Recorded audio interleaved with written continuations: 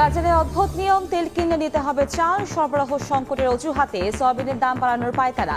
খালি হাতে ফিরছেন অনেকে, শীতকালীন সবজিতে নিয়েও স্বস্তি, বেড়েছে মুরগির কেজি। 10-20 টাকা বেশি প্রতি ইয়েতেই আর কি, প্রতি কেজিতেই। আমাদের ক্রয় ক্ষমতার বাইরে চলে যাচ্ছে সবকিছু। দামটা বাড়ছে দেশি আর সোনালিটা।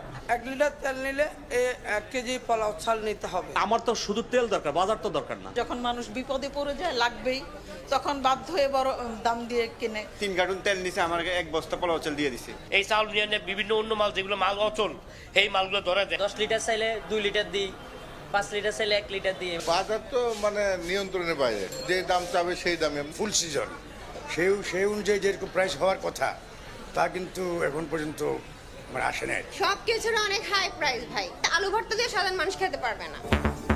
মূল্যস্ফীতি লাগাম টানতে ব্যয় সংকোচন নীতির পাশাপাশি পণ্যের সরবরাহ বাড়ানোর